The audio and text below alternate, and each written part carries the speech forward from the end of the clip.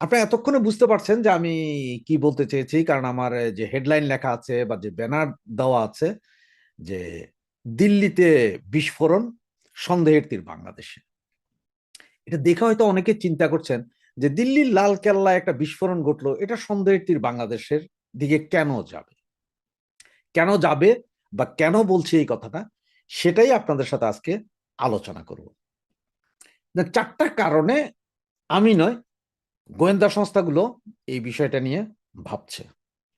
প্রথম কারণ হচ্ছে যে পাকিস্তানের যে ফিল্ড মার্শাল, বর্তমান যে ফিল্ড মার্শাল আসিফ মনির, সে আজ থেকে 2-3 মাস আগে বলেছিল, আমেরিকা থেকে সে বলেছিল যে নেক্সট আক্রমণ হবে পূর্ব পাকিস্তান দিয়ে, মানে পাকিস্তানের পূর্ব দিক দিয়ে। তার মানে পূর্ব দিক হচ্ছে যে আমরা বাংলাদেশ, যে ইন্ডিয়ার পূর্ব পাশ থেকে আক্রমণ হবে। এটা হচ্ছে প্রথম।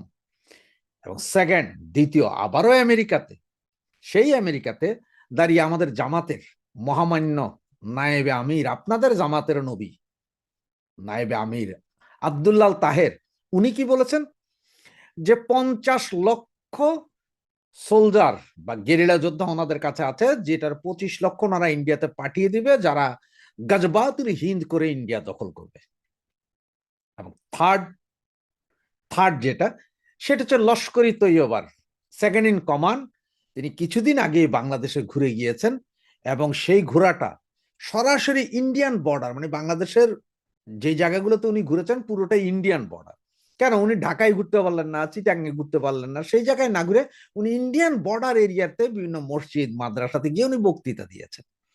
এবং চতুর্থ, আমাদের পুলিশ কমিশনার, ঢাকার যে ডিএমপি কমিশনার, উনি কি বলেছেন যে আমরা ভারতের সাথে যুদ্ধের জন্য প্রস্তুত। এবং বাকি উপদেষ্টারা তো সারাক্ষণই আছেন, সেভেন সিস্টার খেয়ে দিবেন, অমুক করবেন তমুক করবেন।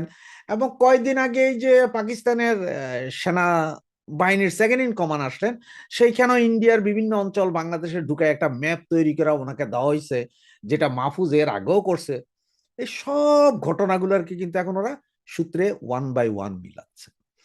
এবং গত 2 মাসের ভেতরে আপনারা দেখছেন যে আপনার সেভেন সিস্টার ও মনিরামপুর ওইখানে যেসব সন্ত্রাসী ধরা গেছে সবই ম্যাক্সিমামই বাংলাদেশ থেকে ঢুকা, অবৈধভাবে ঢুকা বিভিন্ন সন্ত্রাসী। এবং ইন্ডিয়া বেশ কিছুদিন ধরে বলে আসছিল যে কি হবে না হবে, এটা বাংলাদেশ থেকে সন্ত্রাসী ঢুকতে পারবে, যেহেতু বাংলাদেশ সারাক্ষণই চিল্লাচ্ছে আমরা গাজবাতুল হিন্দ করব, আমরা ইন্ডিয়া দখল করব। এবং আমাদের কিছু কিছু অবসরপ্রাপ্ত পাম্পাস উপদেষ্টা বা অবসরপ্রাপ্ত সেনা প্রধান, সেনাবাহিনীর লোক, এরাও সরাসরি বলতেছিল 2 ঘন্টায় আমরা দিল্লি যাব, 3 ঘন্টায় আমরা লাল কেল্লা দখল করব। এগুলো কিন্তু সব 5ই আগস্টের পর থেকে বলা হচ্ছিল। সুতরাং এখন তারা যদি মিলায় যে এই কাজ আমাদের দ্বারাই হয়েছে, তাতে সন্দেহ করতেই পারে। এখানে আপনি বা আমি কি বলার আছে? বারবার বলছিলাম যে আমরা তো এইসব, ভাই যদি করেন তো গোপনে করেন না, আপনি তো ওপেনে কইরা কইরা এখন কেন আবার কান্নাকাটি শুরু করলেন?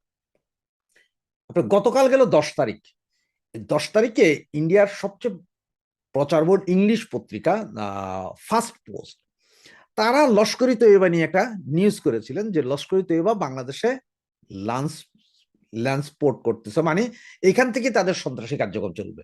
আপনারা অবশ্য প্রমাণ না দিলে তো বুঝবেন না, তাই আমি পেপারের নিউজটাও দিয়ে দিলাম।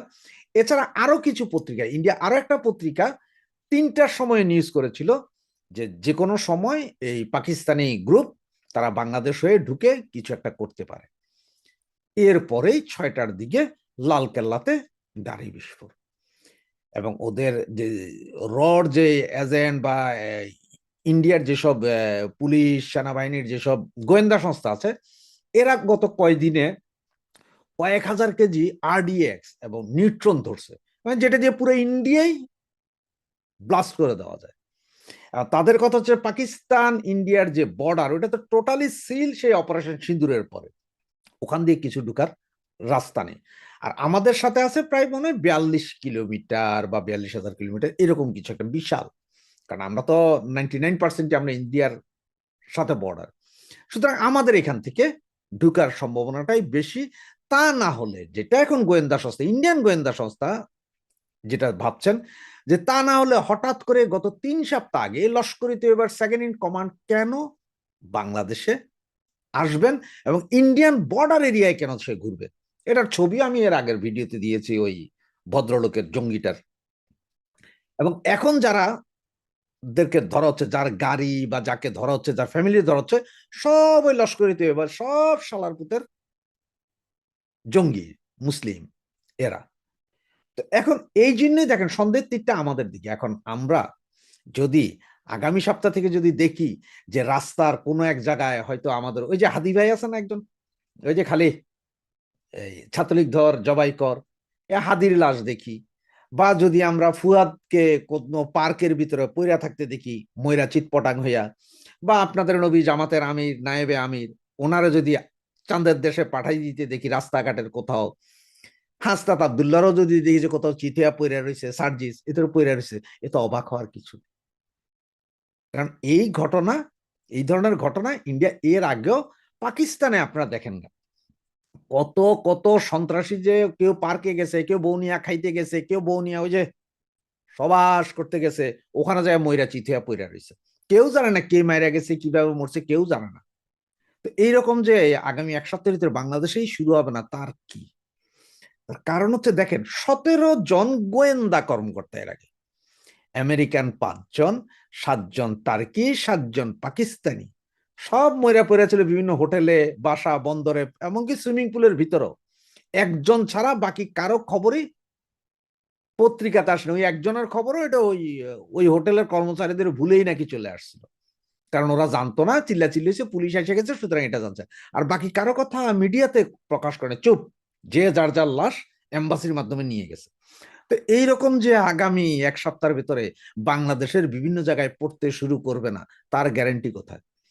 এবং ইন্ডিয়ার গোয়েন্দা সংস্থা পুরোপুরি কনফার্ম না হলেও তাদের সন্দেহের তীর এই মুহূর্তে বাংলাদেশে দিয়ে, সুতরাং সুখে থাকতে আমাদের ভূতে কি লাইছে ভাই, আমাদের এই জমাইত্যা মৌলবাদীগুলা সারাক্ষণ গাজবাতুলহীন গাজবাতুলহীন, এবার গাজবাতুলহীন না, এবার গাজবাতুল তোদের জঙ্গিবাদী, তোদের পাছা দিয়া ভরবে।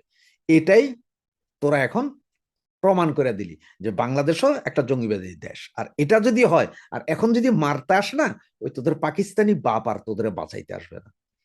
হুদা কামে বেহুদা কামে এইসব ফাউলবাজি করছিস, আর এই ফাউলবাজির কারণে আজকে পুরো দেশ এবং জাতি এখন একটা বিপদের ভিতরে আছে। আজকে গতকালকে দিল্লিতে লালকেল্লায় হওয়ার পরে আজকে কেন সেনাবাহিনীতে জরুরি বৈঠক? আজকে কি কারণে, কি কারণে আজকে উপদেষ্টা পরিষদে জরুরি বৈঠক? কারণটা কি? বিভিন্ন গোয়েন্দা সংস্থাকে এখন জরুরি বৈঠকে ডাকস কেন? এটা তো ডাকার গাছবাতুলহীন। যা জামাত, জামাত আজকে কোনো আওয়াজ করে না কেন? মৌলবাদীগুলো কোনো আওয়াজ করে না কেন? যখন সবাই, যখন আস্তে আস্তে শুরু হচ্ছে যে সন্দেহের তীর বাংলাদেশে, তখন তো বলস না। কই আমাদের এই যে ইন্ট্রিম গভর্নমেন্ট বা সেনাপ্রধান যখন এই যে আসিফ মনির বলছিল যে পূর্ব দিক দিয়ে আক্রমণ হবে বা বাংলাদেশ থেকে আক্রমণ হবে, তখন তোমরা একটা বিবৃতি দাও নাই কেন যে বাংলাদেশের আকাশ বা মাটি কোনো সন্ত্রাসী কার্যক্রমে বা কোনো দেশের উপর আক্রমণের জন্য আমরা ব্যবহার করতে দিব না, এই কথা বলো নাই, কারণ এটা তো বাহাবা দিছো।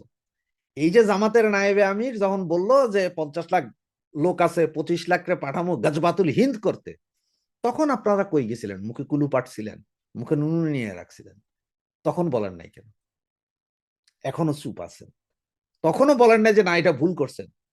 সবাই তাকে বাহাবা দিচ্ছেন, সে বারবার বলতেছিল, জামাইত তারা বারবার এই সার্জিস, আসিফ, নাহিদ, হাদি এরা বলতেছিল ফুয়াইদ দ্বারা।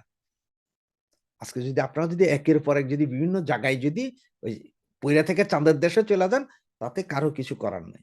কারণ বাংলাদেশের জনগণ জঙ্গিবাদী না। আপনারা কিছু সংখ্যক লোক, 2% লোক জঙ্গিবাদ, এই মাদ্রাসাগুলোতে জঙ্গিবাদের প্রশিক্ষণ দেন, বর্ডার এরিয়ার মাদ্রাসাগুলোতে জঙ্গিবাদের প্রশিক্ষণ দেন, এবং এগুলোতে যদি একের পর এক যদি বিভিন্নটা মইরা পইরা থাকতে দেখি, কোনো দুঃখ হবে না, এবং আপনাদের কারোর জন্য ইন্নাইলে পড়বো না।